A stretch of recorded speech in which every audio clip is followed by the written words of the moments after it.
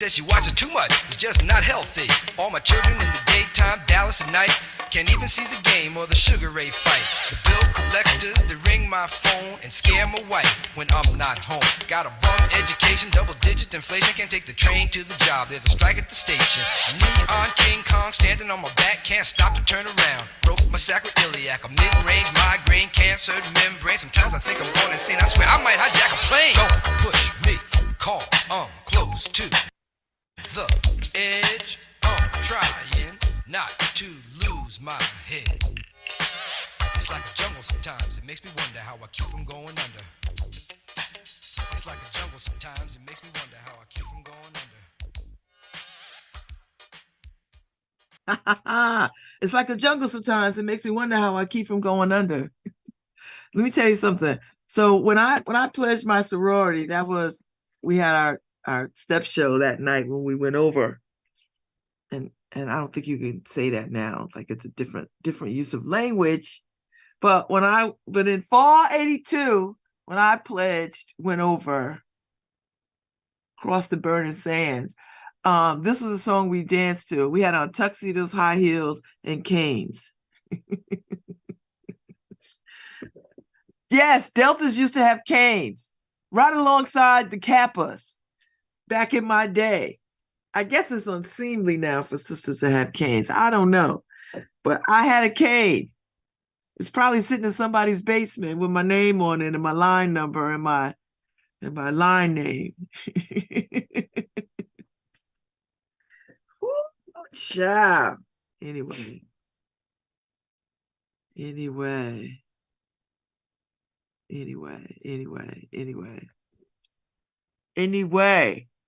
Welcome to LoveBabz, LoveTalk on Babz Rawls-Ivy. If you're in your car driving to work, get there safely. Don't be in a hurry. You're not going to do anybody any favors if you crack up or crash into somebody. So go easy. If you're late, you're already late.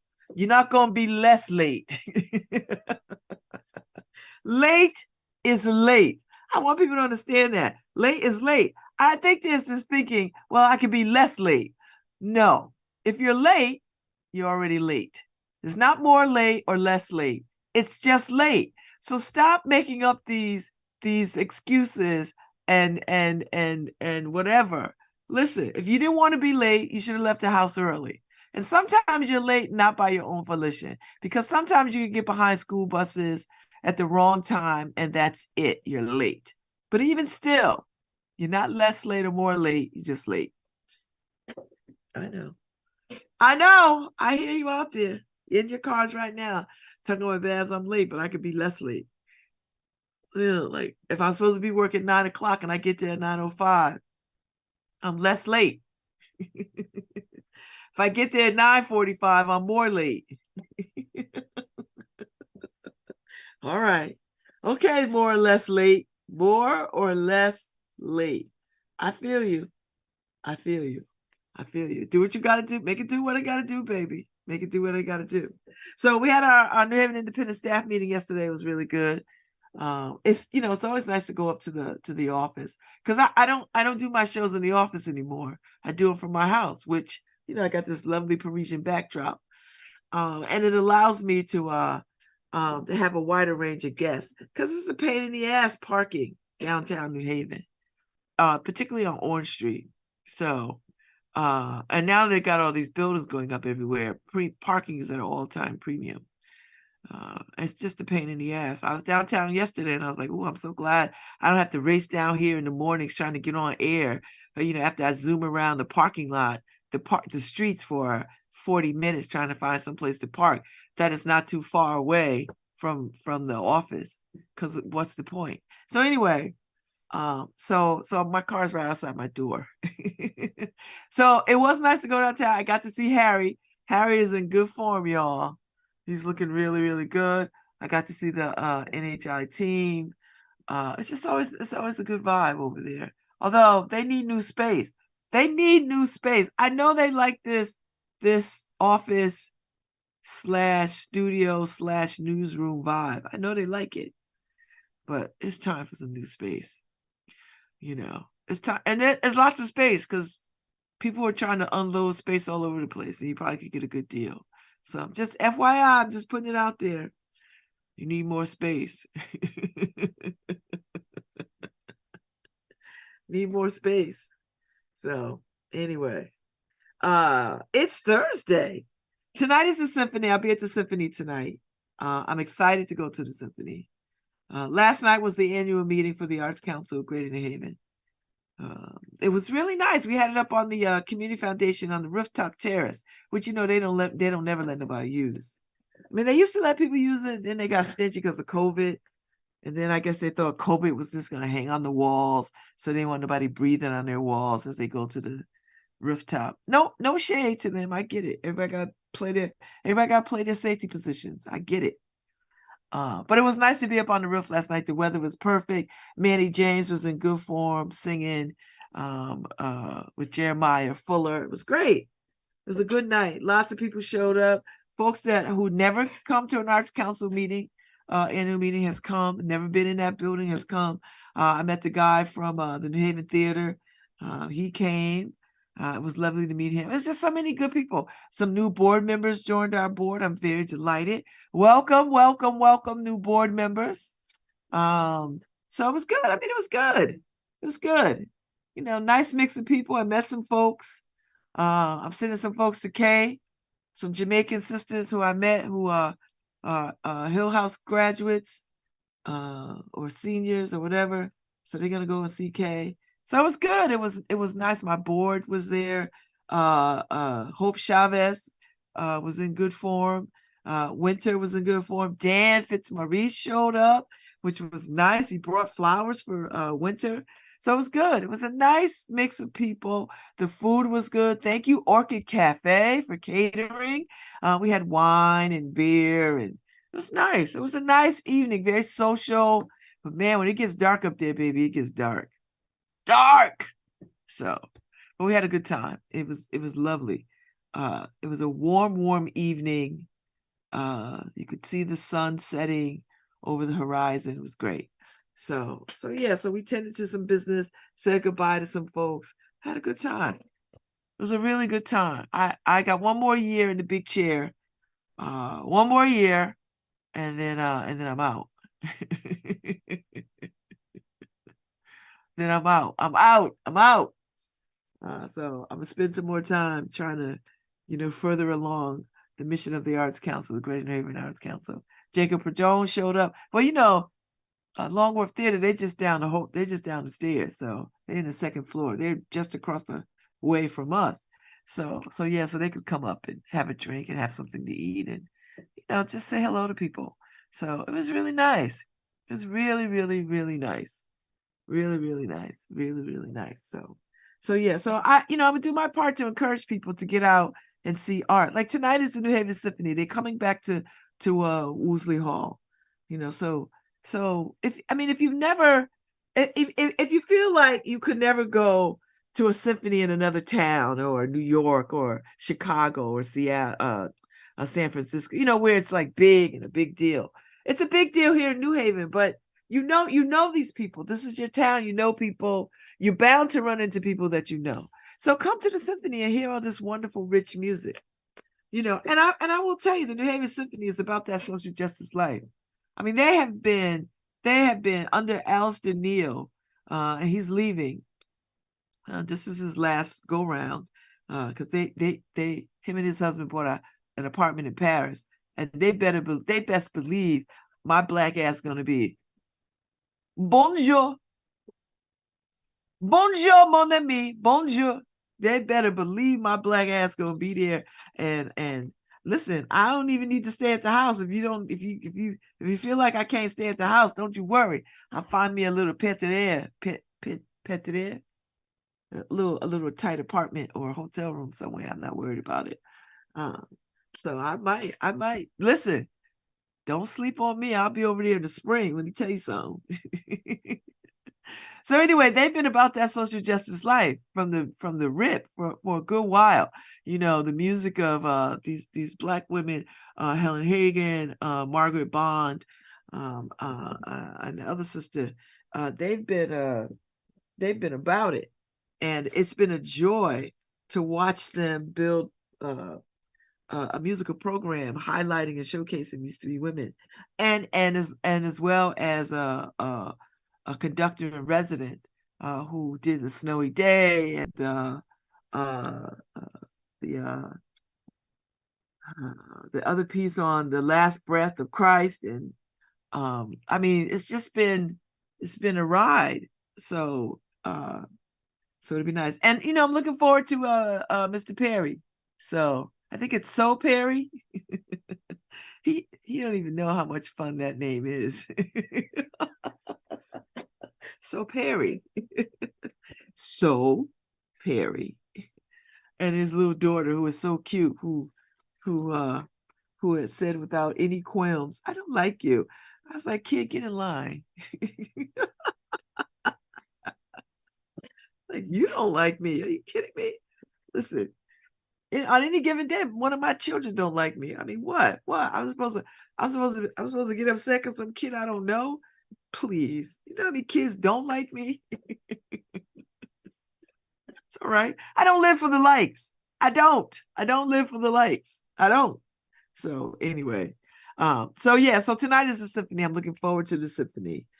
Tomorrow night, I'm in conversation with Michelle Howard about her book. She was the one that was married. Husband killed their child in the midst of their divorce, and he's in prison some damn where, sitting in somebody's jail cell. And she's out here talking about resiliency and how you overcome. And so I had a conversation with her the other night, and how we're going to talk about this book.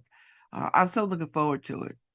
So that's tomorrow, and I believe that's at the, I don't know where this is. I think it's at the New Haven Museum. I do believe it's at the New Haven Museum. I could be wrong. Let me look at the notes that Sheila Kermond sent to me, because I'll be sitting somewhere and they be like texting me like, "Where the hell are you?" I'm like, "Girl, I don't know." Oh, it's at the New Haven Museum. It's at the New Haven Museum. And there's going to be a reception and all the things. So I want people to come.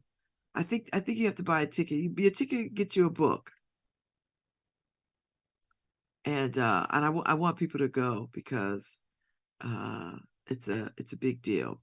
And we need stories about resiliency. I mean, this is a very extreme story in resiliency, but aren't they all?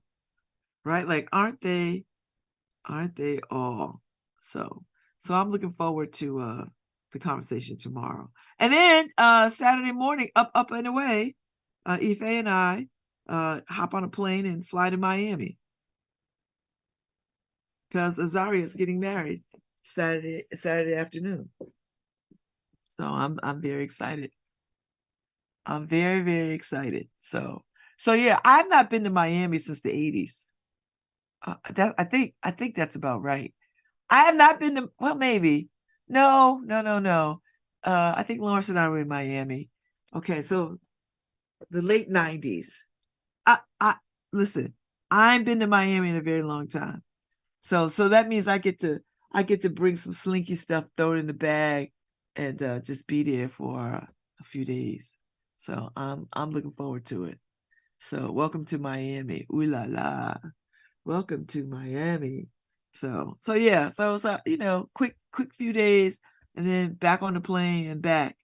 And then so I'm not here on Monday, but I'll be here on Tuesday. And October, it's October. October is very loaded for me. I get all, a lot has happened in October. A lot has happened in October. I went to prison in October. I got out in October. My mother's birthday is in October. My mother's death anniversary is in October. My brother's wife's birthday is in October. My father's birthday is in October. Shoot. There's a lot going on. There's a lot going on in October for me. So October is always, my oldest daughter was adopted in October. Oh, hell. I was married in October. My ex-husband's birthday is in October. So I used to treat October as my new year. I stopped doing that. I stopped doing that this year. I started treating I don't know when I guess I still treat October as my new year. I don't know. I always make resolutions and plans in October because I have to balance all the pain with some joy. That's really what it is. Just balancing the pain with the joy. And so over the years I've been able to do that. And it's not half bad. And I'm not a fan of Halloween, although I've been to a great many Halloween parties in my day. Some good ones. So if somebody's having a Halloween party, I might have presence of mind to show up. Unlikely, but I won't say no. Do you know what I mean? Like, I just won't say no. Who knows? I might just show up. But I don't know. Do people have Halloween parties like that? Beyond like going to a bar and wearing a witch hat. Do you know what I mean? Like, I don't know if I want to do that. So we'll see. I think because, the better part of my adult life, I had children. So for 20 years, I had kids. So for 20 years, Lawrence would take them, when they were little, he would take them trick-or-treating. And then they'd only get halfway down the block because they were little and they'd be scared. My kids were wussies. And then when they got older, they went off on their own. They go do their own thing. So, but Karen Walton used to bring her sons by because Kayla would always want to see Auntie Babz. He's like, I want to see Auntie Babz. So it's just strangest thing. Every Halloween, she'd show up at my house with him. And he would just stare at me and like, I'd dole out some candy, hug and kiss all over him. And he would just like, and then he would just turn on his heels and get back in the car with his mother and he'd be gone. All he wanted to do was see Auntie Babz for a few minutes, and that was enough. Boy, I wish all the men I knew would act that way. Be like, I just need enough of her, and then I can go on about my business instead of trying to ruin my life. I love you, Caleb Walton. You're my baby. I swear to God. But now he's all grown up. He's still moody. He's still moody and artistic, but he's grown up now. So, and I still hug and kiss him when I see them, him and his brother. And I know they just think, God, Auntie Babz is such a nut. But I see them and I hug them and I kiss them up. And I know they can't stand it. But someday when I'm dead and gone, they'll remember. Remember when Auntie Babz used to just hug us and kiss us up? They'll remember. My kids will remember that too. They can't stand it now, but someday they're gonna be like, you know what? My mother, we was all wrong about her, and it happens. Everybody's all wrong about their parents, unless your parents were just terrible, like my father, And I love the way that I could think about that time in my life now without, a gun in my hand or pills in my lap. I can think about those times without the weight of trauma hanging over my head. I mean, yeah, I still have moments when it is quite challenging. When I remember something, I come across something that triggers a memory. But I've got tools in my toolbox to sort of handle that. So nothing takes me over the deep edge anymore. And I'm living the most fantastical life, I don't have any money. Don't get me wrong. I don't have any money. And my apartment is upside down. But there's a certain kind of joy and happiness that happens when you free yourself from a lot of things that weigh you down. And I have done that in my life. And so when people are always asking me, why am I always so happy? I always want to say, why aren't you? Like, why aren't you so happy? Like, what? I'm gonna start saying that. I was like, why are you so happy? Why aren't you? Why aren't you? I don't have any reason not to be on. I don't listen. I have no reason to not be happy, in spite of all the stuff. In spite of it, there's no reason not to be happy. I like my life. I love my friends. I love the stuff that we get to do. I love it. I was talking to somebody at the Arts Council annual meeting last night. He was like, you seem to surround yourself with great people. Duh. That's by divine design, child. I don't got no time for people. Let me tell you something. I hang around with my friends. We talk so little about other people. You know what we talk about? We talk about our hopes and dreams and wishes all the time. This is what I want to do. This is what I like to do. I'm working on this. Let's figure out how to do this. You know, that's how, I swear to you, when I'm with my girlfriends, we are not, every now and again, we're talking about somebody, like, because they crossed our path and they were amazing or not amazing. But that's, you know, we don't gossip like that. We don't be like, ooh, girl. No. We do very little of that.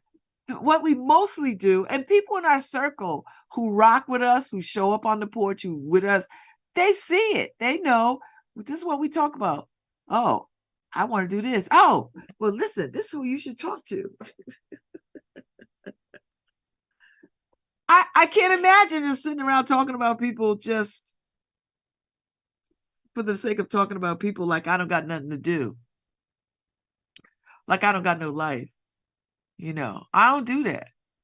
You know, I just don't do it. And I get annoyed with people who spend their time doing that. You know, there was a situation, we was talking about a situation the other night when we were at Firehouse 12. And it's still annoying me to this end. You know, someone dear to me was I can't really talk about it because she's got to talk about it in her own way, but somebody played a middle school card. Well, I just want to know who you're bringing because I hear you're friends with this person who I don't like. And you know, my nerves just was set on edge by that because I think about every kid that's being bullied. I think about my daughter, Margot, who was bullied in school, and there was nothing I could do. With all the power and influence that I think I wield, there was nothing I could do about these little mean-ass girls. And to see grown-ass women way over an acceptable age to be mean-ass women sets my teeth on edge. And the fact that somebody would fix their mouth to say, well, you're friends with somebody I don't like, as if that matters. I swear to God, it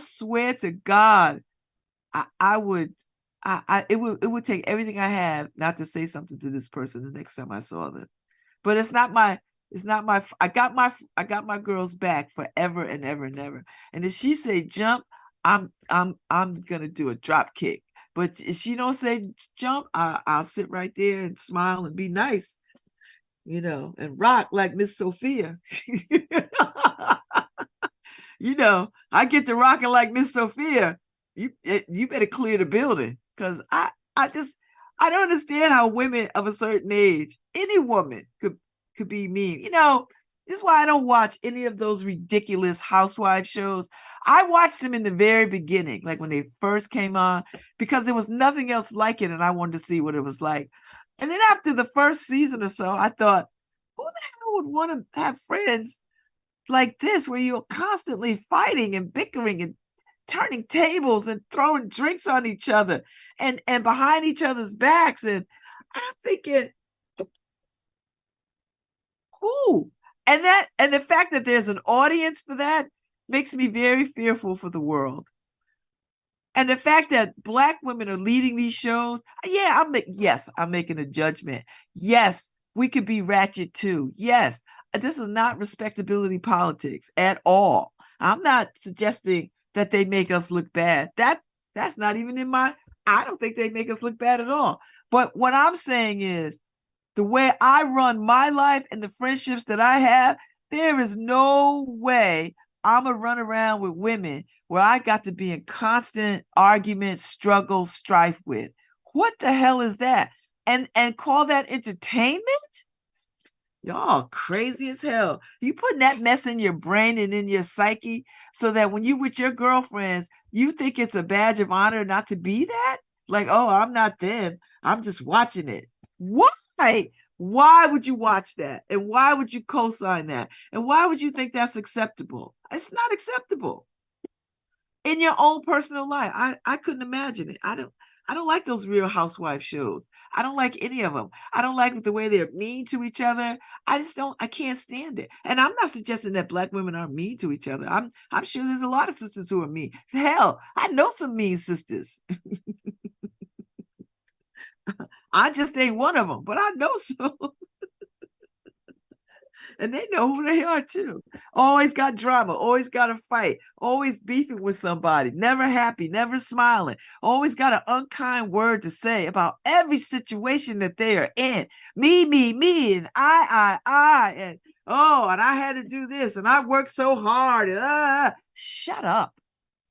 If it's that stressful, get out of it. Say no to stuff. Don't bring, I guess people think that when they say stuff like, oh, it's so hard, oh, it was so much work, oh, they called me in the last minute, I had to do, I guess they think that's honor. You know what I mean? Like it's supposed to give you a compliment, like, oh, you were the right one, and oh, they couldn't have did it without you, and oh, child. Y'all know people like that.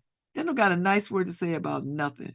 They show up ill tongue, ill manner, ill attitude. They show up like that. Y'all know people like that. I know people like that. Y'all know people like that. We know some of the same people. Everywhere they go, they got grief. I was like, God, how do you live a life with so much? How do you live a life with so much stress and trauma? How do you get through the day where everything irritates you and irks you, and you're just mad all the time? Mad. Shut up. Get some joy.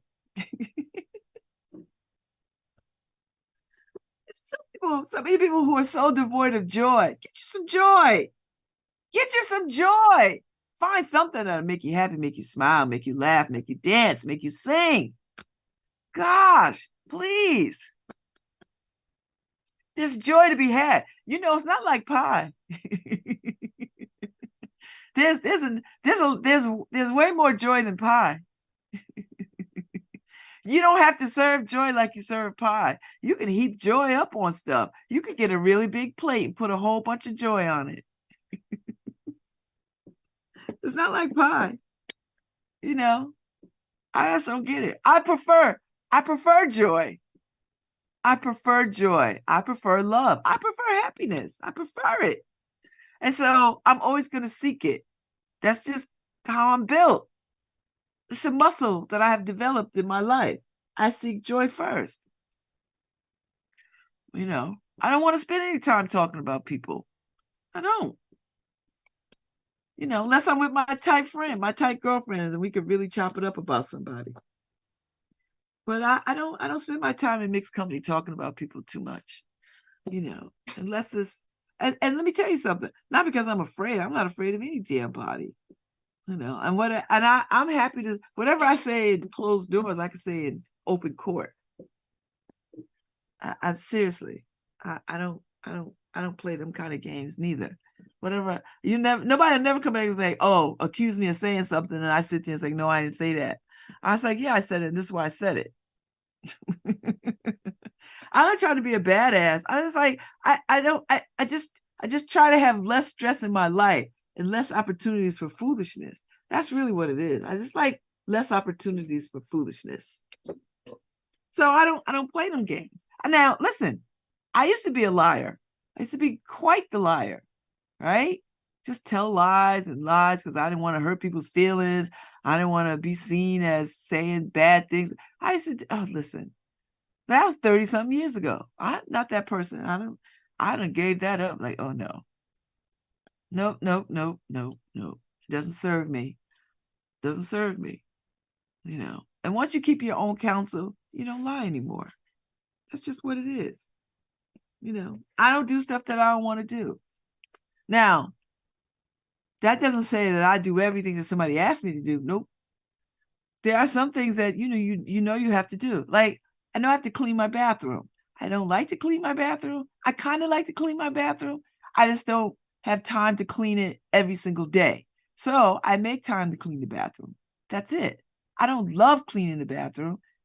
I love washing dishes, but there are dishes sitting in my sink. Why? Because I haven't had time to get to them. But I love washing dishes. Why? Because washing dishes is like prayer. But I like cleaning my bathroom. You know why? Because I like a clean bathroom. That's just what it is. So there are some things that you have to do, right? You just have to. I have to pay my rent. Why? Because I like having a roof over my head. That's just what it is. And I'm grateful that I make enough money that I can afford this rent here. I'm happy about that. I happily pay my rent because I'm like, oh gosh, I get to pay my rent. I swear to God, that's how I roll. I'm so excited. I get to pay my rent. And then once I pay it, I don't think about it until it's time to pay it again. I'm happy. I'm happy that I have some money to pay the rent and the lights and the whatever else got to be paid. I'm grateful for that. You know, that's for me is really at the heart of my independence, to be able to afford the life that I want to lead, that I want to live, that I want to lead, that I want to live. You know, so it's no easy. So I recognize the blessings in front of me. So that's why I don't have no time for foolishness. So I can't in good conscience sit around people who like want to trash other women and all this other kind of stuff and don't bring no joy to the table. That's really what I want to say. I can't sit around people who don't bring no joy to the table, who always whining. And the glass is always damn near empty. Why? All right, here's a pitcher, fill it up. What? If it's half empty, what you gotta do to fill it up? How far you gotta go to get another pitcher of water to fill it up? Just ask yourself these questions so you can get out of that thinking of, oh, woe is me. You know, I was trying to get my daughter out of that thinking. I'm trying to train her to get her out. She's so brilliant, but you know, but every little thing is a defeat to her. And I was like, you cannot see life's challenges as a defeat at every turn. I said, because you'll just invite more of that, and you'll never get to see the blessing.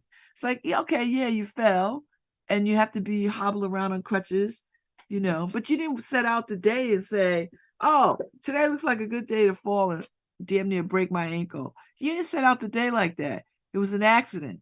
And, you know, if you want to get metaphysical, you could think about, well, what is going on in my life that caused me to be distracted about where I was walking? You know, and maybe you weren't distracted. How about this? It was raining so hard, and it was, and the leaves are on the ground, and the place where you were walking, they didn't get a chance to sweep the leaves. Do you see what I'm saying? So you can walk through an explanation and get to a better place rather than internalizing and sort of saying, oh, the universe is setback. I'm always experiencing setbacks. No. Get out of that thinking. Like that's just for this particular moment.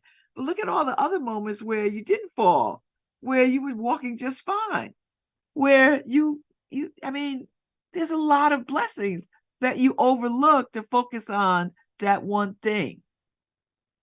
Trying to get people out of that mindset is such a lift.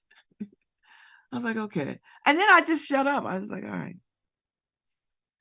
Okay. I was like, if that's where you want to stay, if that's the corner you want to sit on, go ahead.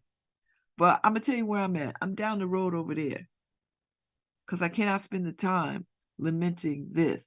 It happened. Pull up from it. Now you gotta get yourself well. You saying, oh, I wish it's not gonna get you well. That's not gonna get you well. The mind is a powerful thing. I don't think people realize. The mind is a powerful thing. And until people understand that, they'll be stuck. You know, I like adventure. I do. I like new things. You know, and I'm a creature of habit. I mean, I'm an earth sign, I'm a Taurus. So I'm a creature of habit. You know. So when I see myself creating habit, depending on what it is, I have to redirect the energy. Do you know what I mean? Like if I find myself driving the same route to get to some place, I'm like, oh, I've been driving this the same way. Let me drive this a different way. so I could just change my brain a little bit. You know, you have to think about these kinds of things, right? That's how I like to think about things. I like to think about, okay, there's a habit. Let me do something else. You know, oh, I don't know anything about that. Let me get a book. Let me read about that because this sounds crazy, or this is very interesting, or I didn't even know, but now I know. Huh? Right? It's like that. So anyway, I don't like that Real Housewives foolishness. Isn't there are no reality shows that I really like anymore because they're too mean spirited. I used to love the cooking shows, right? But then they got too mean spirited. You know, like, why you want to break? Why is that entertaining to break people's spirit? Why? I tell you what I do like. I watched a little bit last night, The Amazing Race. It's back on. I love The Amazing Race. You know, where they race around the world with clues and stuff. You and somebody who you trust, care about, love. You know, you race around the world like 10, 12, 15 teams. And then you start eliminating, you know, based on the challenges. I love it. We started watching it when my children were very little. You know, I always thought that I would want to be a contestant. It's like, I could do this. I could do this. You know, so I went and looked, but you know, you can't be a felon. So that it takes me out of the running. And you can't be a felon either on these dating shows either. I checked. You know. So I'm eliminated from all that kind of fun. Unless I produce it myself and be like, listen. I mean, I'm sure if I make the case that, listen, I didn't hold a gun to anybody. I didn't do any of that. I'm a relatively safe bet. I'm not going to harm anybody. But anyway, speaking of reality shows, The Golden Bachelor starts tonight, and I'm looking forward to it. Somebody asked a question on Good Morning America the other day. I think it was Lara Spencer. Will there be any drama? Because you know these young ones, the Bachelor show, they just make these women look foolish and ridiculous, and they make them look one-dimensional. And that's what I can't stand about it, that these women throw themselves at these men. And, you know, the other way around too. Like, it just seems sad.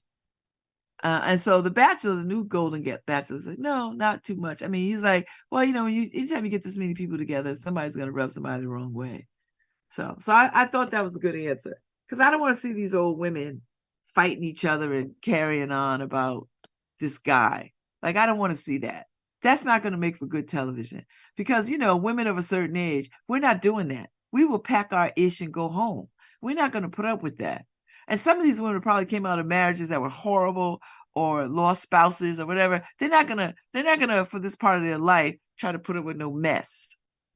So I'm trying to decide if I want to tape it, if I want to record it, hit the record button, or catch it on Hulu. I think I might just record it, just because. I mean, I could watch it on Hulu on my laptop. Yes, of course, tomorrow. I don't know when I'd be able to do that. So I think I'm gonna watch. I'm gonna watch the season, see what happens. And I love that there's a woman from Connecticut, and then there's the first Black bachelor. His mama, white woman, is in the mix, and there's a couple of sisters in the mix. So they got some diversity, like more diversity than I thought was going to be. So that was pretty interesting. So we'll see how all this goes, you know. And I want to see this. I want to see what a old school guy does. He's 70 years old or something or other. So I could really be in his dating pool, because I'm 60. Freaks me out every time I think about that. Because I'm watching and I'm sitting on the bed. I'm looking, okay, these women. And then when they said the age range, you know, I'm watching like I ain't in that age range. I'm like, dummy, you in this age range? Like, you could go out with him. And I was like, oh shoot, I could go out with a 70-year-old. Yes, absolutely. It's only 10 years older than you, chick. I was like, oh boy, oh boy. I was like, okay. I'm with that. I could do that. So I'm gonna watch and see what happens. I want to see what these old players got. See if they got some juice. And then you'll watch the season, and then they'll pick another one. Like, they'll pick a bachelor for next year, a woman probably. And then it'll be I want to see the men that they bring forward for the next round. That's really why I want to be engaged. I want to be engaged watching it. And then when they pick the next one, the woman, I want to see what kind of men they trot in front of her. Because I think older women are a better deal than older men. Personally, I just think older women are a better deal, particularly ones who know something about liberation and freedom. Older men, and I could be wrong, and y'all could stop me in the street and tell me if I'm wrong, or put a message in the bottle. Older men, particularly ones who had women take care of them, are not good catches. They're just not good catches because they want women to do everything for them. I've never been that woman. I won't be that woman. So we're not going to be equally yoked. I'll just say that. So I'm looking forward to see what happens.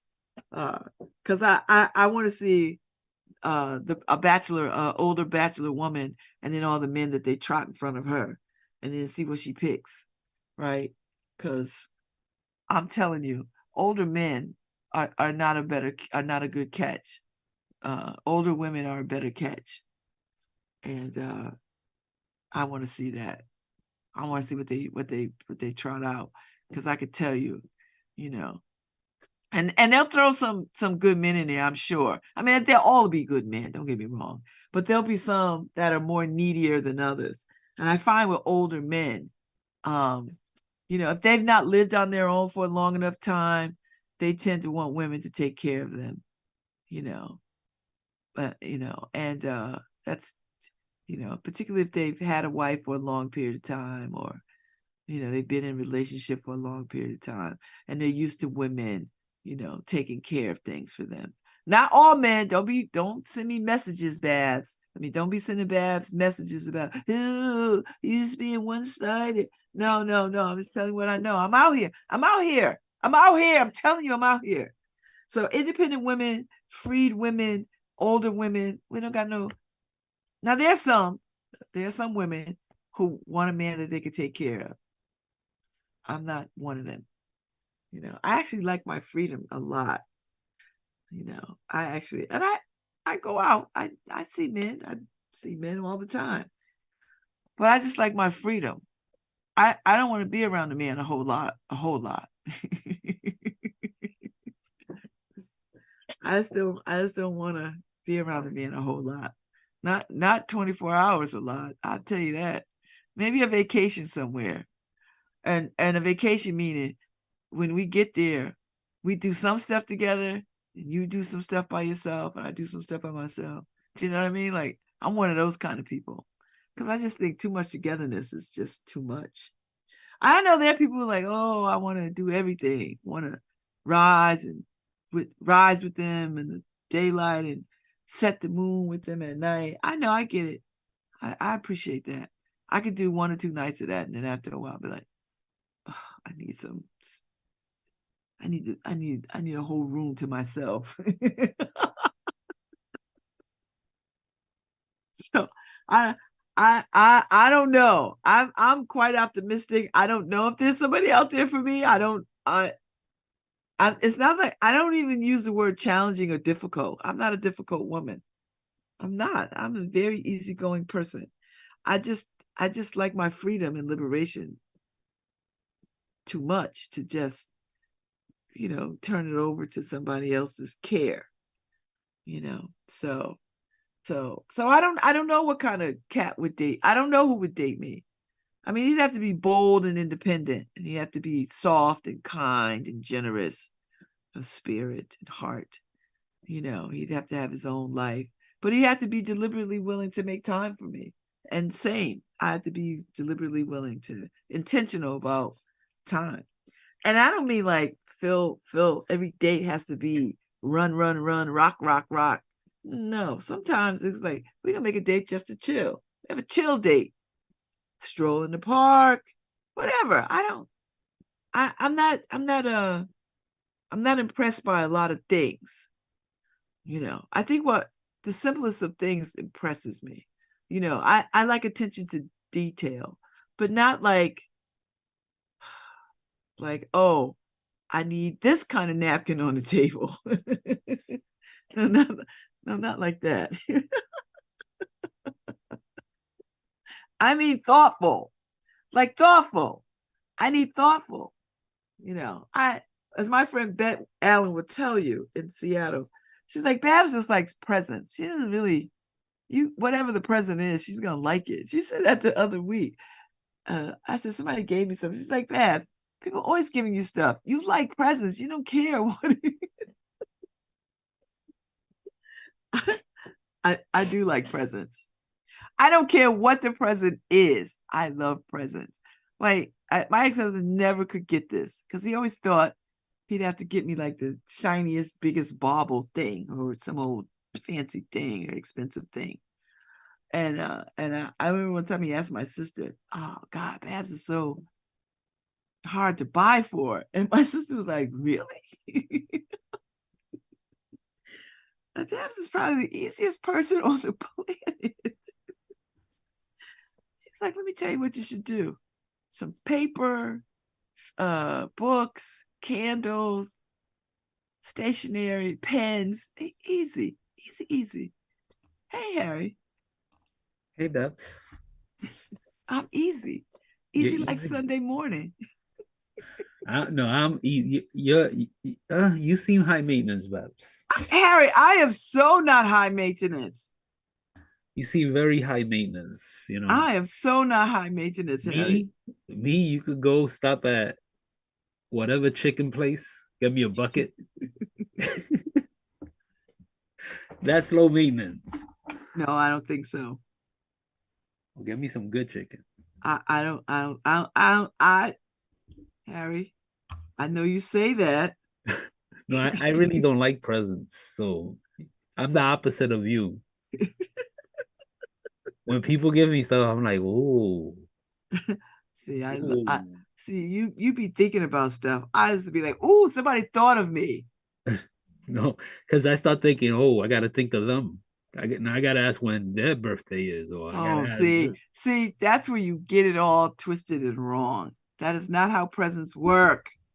For me, it's like pressure, instant pressure. Why are you giving me something? What's wrong with you? Now I got to give you something, and we can't make this a ritual. It's called anniversary, Harry, not ritual. But all right. Yeah, I feel like I have to go to church and dip my finger in the holy water and start. Oh God. Oh God, Harry. It's just a present. Yeah, I know it's pressure. It's not. Where's the pressure, Harry? Where's the pressure? Because that means they're thinking about you, and for a person to invest in thinking about you, it's kind of messed up if you don't think about them too. So it's like, oh, where did this relationship go wrong that you're thinking about me like this? Harry, a present for any reason. Maybe somebody gives you a present because you keep the bathroom clean at the office. But you know what I'm saying? It's like if I'm like, ooh, when did this relationship take a turn where we care about each other now? What are we doing here? My God. Harry is like the office, but extreme. Yeah, I'm like, whatever, I'm still living by the COVID protocol, 6 feet. Oh my God. You don't have good sense, not one bit of good sense. By the way, Beth, send me that picture from yesterday. Oh, okay. I'll do that. It's a good picture too. Don't trick it out and make it crazy though. Don't do foolish stuff with it. No, don't put horns on me. Karen likes to see pictures, of me being friendly. But there's only a few people I'm friendly with. That, so. Oh my God. It's like, I need evidence. It's like a UFO sighting. I need evidence of friendliness. Like Harry was friendly? Like, yes. Yes, he was. That is too funny. I Oh try. my God. That is too funny. I need evidence.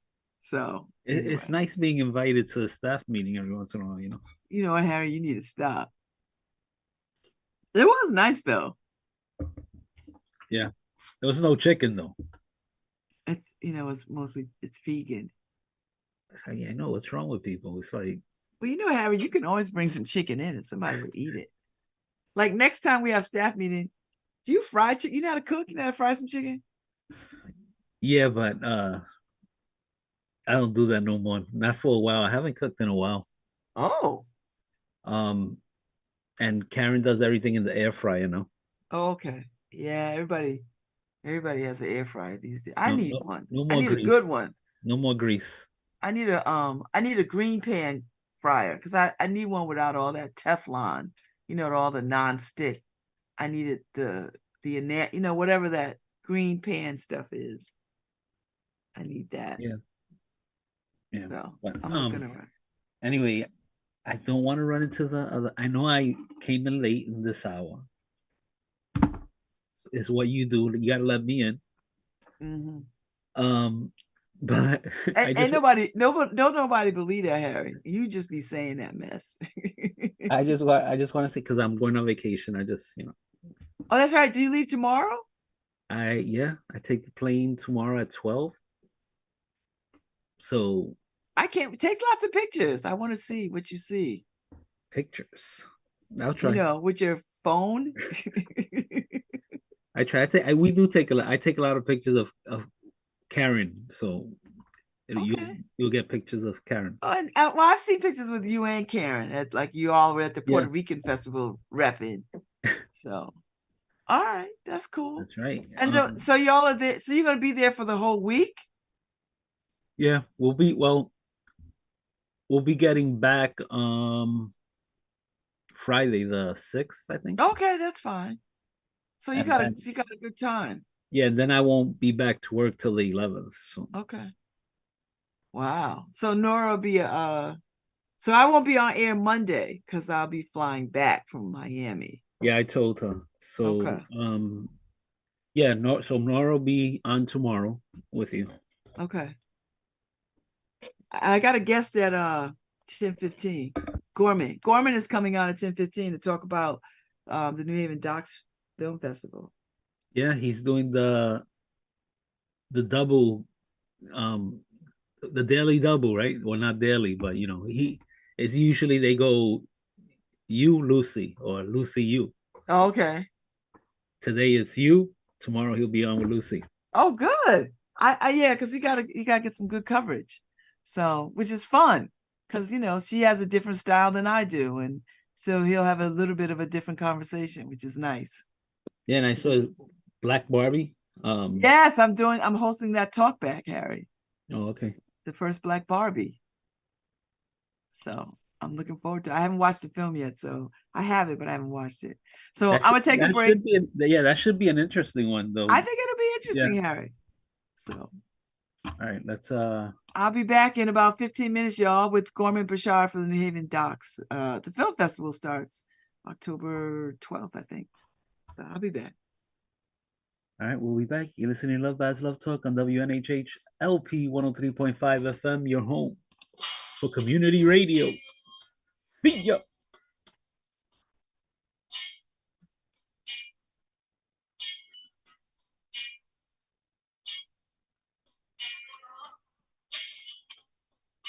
Cash rules everything around me. Dollar bill, y'all. I grew up on the crime side, the New York Times side. Staying alive was no job at second years. Bones bounced on old men, so then we moved to Shallon Land.